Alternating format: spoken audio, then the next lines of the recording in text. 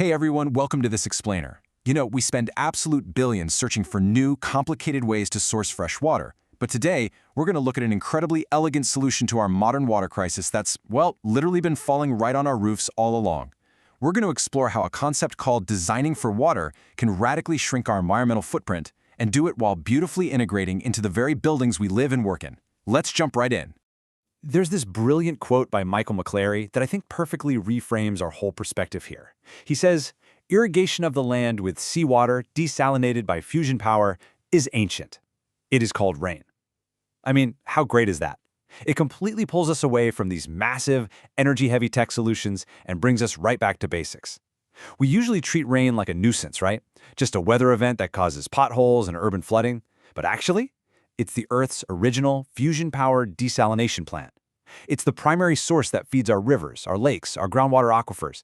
And yet, crazily enough, in our modern world, we almost entirely depend on those secondary sources, and we just let the primary source wash away right down the storm drain. So why is shifting our perspective on this so absolutely crucial right now? Well, we have to look at the data. Back in 2005, there was this massive report called the Millennium Ecosystem Assessment. It was requested by the UN, compiled by over 1,300 experts globally, and it laid out a pretty stark warning. The report explicitly stated that human activity is putting an unsustainable strain on the Earth's natural functions. And freshwater? That was listed as an absolute priority for survival. Because think about it, we don't just use water to take a sip from a glass or wash our hands, we use literally massive amounts of it to produce our food, manufacture our clothing, and run our buildings.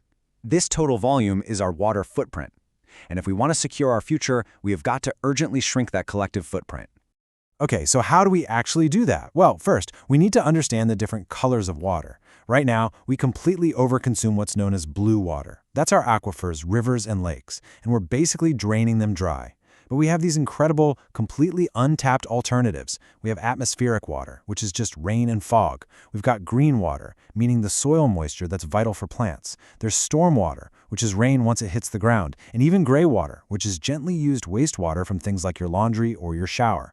The whole goal of designing for water is to stop wasting precious blue water for absolutely everything and start utilizing atmospheric, stormwater, and gray water to handle our daily needs. Now, what's really fascinating here is that relying on atmospheric water isn't some new, trendy concept. Not at all. For almost 4,000 years, human cultures survived by mastering this exact thing. Over in India, they built simple stone rubble structures to catch rain all the way back in 3000 BC. In Israel's Negev desert around 2000 BC, ancient engineers actually carved these pear-shaped underground cisterns to store hillside runoff. Some homes had their very own cistern. Wars were literally fought and won in ancient times over the ability to catch and hold rainwater. They completely understood its value. And over in the Yucatan Peninsula, around 8300, they expertly utilized these ground catchment systems known as chultans. To really get a sense of this, consider ancient marvels like the Basilica Cistern in Istanbul, Turkey. This wasn't just some practical, boring piece of infrastructure for storing runoff. It was a breathtaking architectural masterpiece built to revere water. The engineering was so sophisticated, they used these first flush systems, or sediment traps, to catch all the mud and sand before the clean water ever even entered the main chamber. It just shows this profound societal respect for harvested water that, honestly, we've largely lost in our modern era of simply turning on a tap and expecting it to flow. And the Romans, right? They took this even further. They designed entire cities and luxurious villas completely around the concept of water catchment. They seamlessly integrated giant aqueducts to transport water and utilized rainwater as their primary source for domestic drinking water. They'd actually collect rain from covered walkways and divert it into these beautiful little garden pools, both for the aesthetics and for future irrigation. It was a perfectly closed loop. The design of the city itself acted as the catchment area, the conveyance system, and the storage facility all at once. So the crucial takeaway here is that bringing this ancient wisdom back today solves multiple modern problems at once. It completely transforms rain from an urban flooding nuisance into a massive cost-saving asset.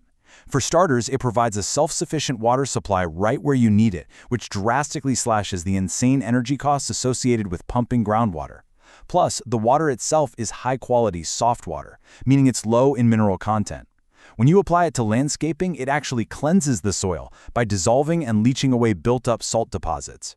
On a broader civic level, capturing rain on site mitigates urban flooding and reduces soil erosion. And perhaps best of all, Rooftop harvesting systems are typically way less expensive than developing brand new water sources, real financial savings. We can actually see this transition back to water-conscious design happening clearly in modern green architecture. Take the World Birding Center, for example. This facility uses an incredible network of 18 water tanks to store a massive 45,000 gallons of rainwater. 45,000 gallons! They use these large arched roofs as catchment areas, directing the water into huge tanks that then feed adjacent wildlife ponds and guzzlers. By simply capturing what falls naturally on their site, they're offsetting a huge amount of blue water consumption that would otherwise have to be pumped in, treated, and paid for. Okay, so you might be wondering, how do we actually build this? It sounds complex, but an active catchment system is actually just an elegant six-step sequence that basically follows the journey of a single raindrop. It starts with catchment, where the rain lands, then comes conveyance, the channels that move it. Next up is filtration, to catch the large debris, followed by storage in some kind of tank or cistern. Finally, distribution gets it exactly where it needs to go, and purification is added at the very end, only if you actually plan to drink it. It really all starts right on your roof. The total amount of rain that falls there is what we call your rainwater endowment, and with a solid system, you can capture up to 90% of it. But quick warning here, if you do want to drink this water, you have to make sure your roof isn't brewing a toxic tea. You need smooth, impervious surfaces like metal, clay, or concrete. You definitely want to avoid roofs with zinc coatings, copper, lead flashings, or asbestos sheets, because slightly acidic rainwater will dissolve those minerals and carry them straight into your glass. So materials matter. Next up is conveyance. This is simply how we move the water from the roof down to our storage. Sure, standard vinyl or galvanized steel gutters work perfectly fine, but conveyance can also be a celebrated architectural feature. You don't have to hide it. Commercial buildings often use beautiful integrated rain scuppers that elegantly toss the water downward. You can even use rain chains, literally lengths of chain that hang from gutters, guiding the water down gracefully while minimizing splash. The only hard and fast rule? Your conveyance systems need a slight slope, usually about 1/16 to 1/4 inch per 10 feet, just to keep the water flowing smoothly toward the downspouts without pooling up. Now, when it comes to storage, the solutions are incredibly adaptable to whatever specific space you have. If you're in a home, you could tuck a sleek vertical corrugated metal pipe right into a tiny walled residential patio. It saves a ton of space while easily providing enough water for a front yard garden. Or, on the flip side, if you're managing a massive commercial building's water budget, you can install giant utility tanks exactly like they did at the Feather and Fur Animal Hospital down in Austin, Texas.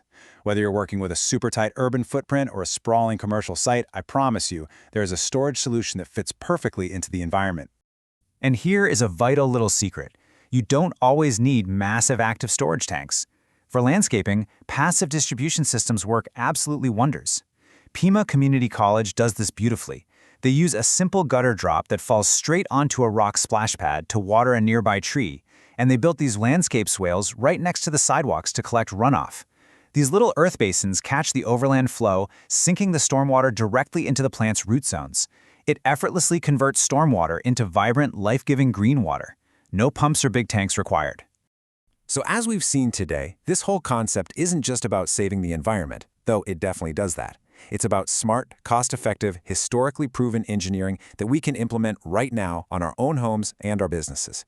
Seeing just how accessible, adaptable, and vital this 4,000-year-old solution is today leaves us with one really critical question.